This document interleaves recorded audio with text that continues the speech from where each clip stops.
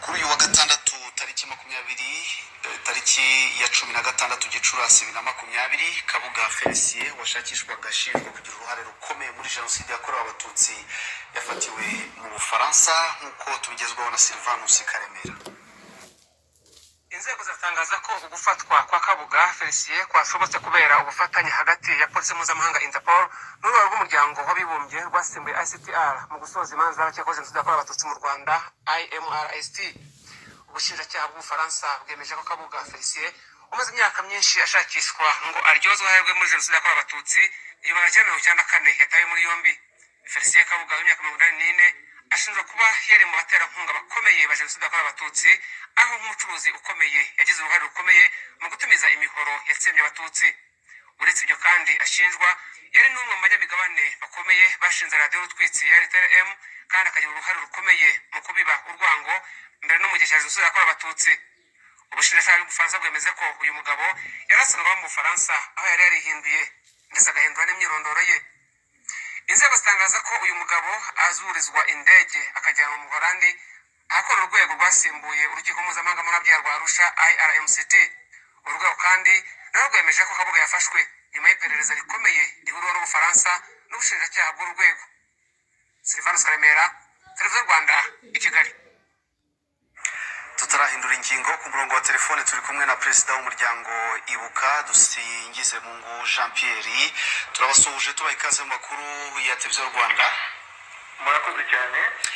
Itabwa muri yombi rya Kabuga risobanuye iki? Ariho duhera. Iyi nkuru cyane cyane kabanze mbere kubabwira ko iyi nkuru yadushimije cyane rwose.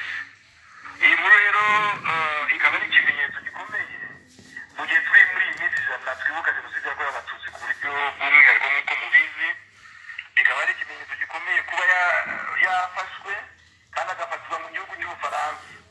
Igihugu cy'Ubufaransa cyakunzwe kugaragaraho gukingira ikibaba abajenosideri, cyane cyane abakomeye n'abanyapolitike, abanyamadini, abatanze ubushobozi kugira ngo jenoside ishoboke nka Kabuga. Ni ikimenyetso gikomeye ku butabera mpuzamahanga, kandi tukaba dushimira cyane leta y'u Rwanda yafatanije n'iriya International Residual Mechanism for Tribunals, kandi ikanafatanya n'izindi nzego nk'uko byagiye bivugwa, Europol, Interpol ndetse n'ibihugu bitandukanye birimo Ubufaransa nyine, Ububiligi, UK, Germany, Netherlands, Austria, Luxembourg n'abandi. Kandi bakaba banafatanije nk'uko mwabyumvise na Procureur General wa Cour d'appel de Paris ndetse n'abandi bayobozi bo mu butabera mu Bufaransa. Tukaba rero rwose twashimye cyane uruhare rwa Prosecutor Serge Blamert. Muzi neza ko mu minsi ishize yakunze no kuvuga rwose ko bazakora uko bashoboye kugira ngo bariya abantu bafatwe.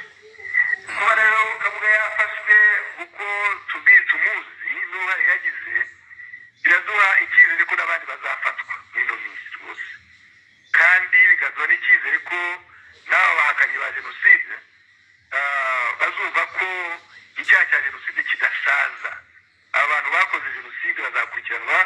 Ibi ni ikimenyetso gikomeye, biraduha icyizere, twabyishimiye cyane.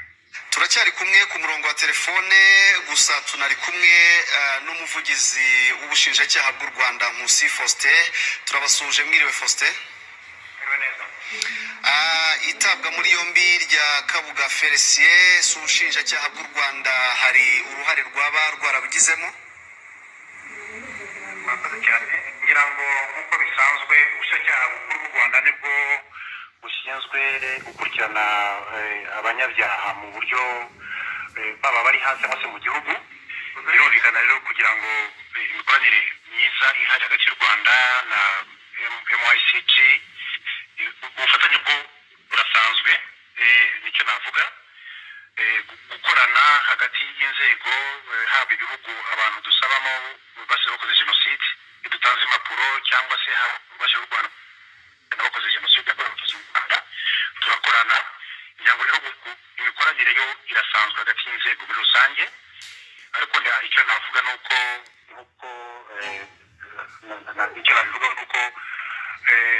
Felicien Kabuga kandi urwego rwamushakishaga n'urwego rwose rw'u Rwanda rukorera Arusha kugira ngo kugena abakozi bose inshuti mu Rwanda nibo rero barose abakozi muri yombi ariko no kugira ngo n'ubundi afatwe haba hari imikoranire isanzwe hagati y'u Rwanda n'urwo rwego ndetse n'ibindi bihugu bitandukanye iyo hari amakuru ahari turakorana nk'uko bisanzwe amategeko abitwemerera.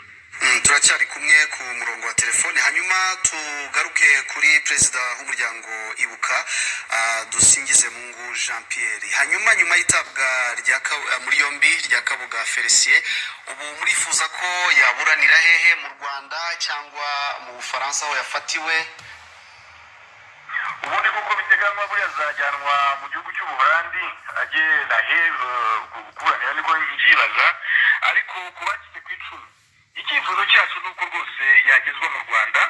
Niba hari uburyo ubuyobozi bw'u Rwanda bwakora mu bufatanye nk'uko bwakomeje kugaragaza ubwo bufatanye, Kabuga aje kuburanishwa aho yakoreye icyaha muri iki gihugu akagezwa i Kigali, rwose byadushimisha kurushaho kugira ngo abacitse ku icumu bumve ko ubutabera bukora, bumve ko ubufatanye bw'ibihugu cyane cyane binyuze no mu ruhare u Rwanda ruba rwagize bakumva ko urwo ruhare ruhari kandi ko bakwizera ko n'abandi bakigegera hirya no hino bizashoboka. Ntabwo umuntu arigisha ariko kera kabaye agafatwa, biratugaragara yuko bishoboka.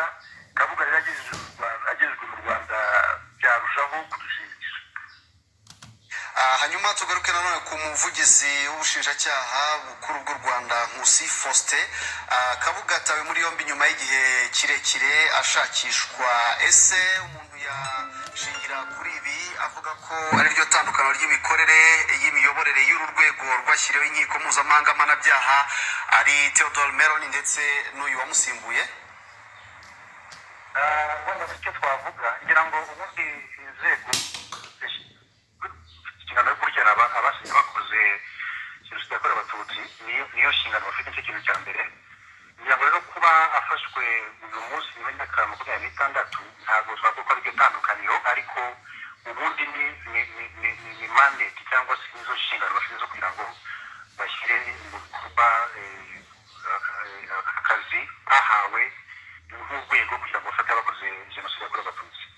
ngira ngo rero kuba yatawe muri yombi twavuga gusa nuko yanyura ku 26 ntabwo bivuze ko ari itandukaniro, ahubwo ni inshingano urwego rufite kugira ngo abakoze jenoside yakorewe abatutsi aho bari hose uretse na Kabuga n'abandi bose aho bari rubashyire rubafate ndetse rubashyitse imbere y'ubutabera kugira ngo bakurikiranwe. niyo nshingano rwashyiriweho kandi twumva ko igomba gushyirwa mu bikorwa. naho ntabwo ari itandukaniro, ariko ni inshingano bafite kugira ngo buze inshingano bahawe.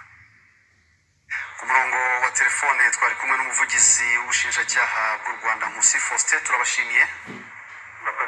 Twari kumwe kandi na perezida w'umuryango Ibuka Dusingizemungu Jean Pierre, turabashimiye.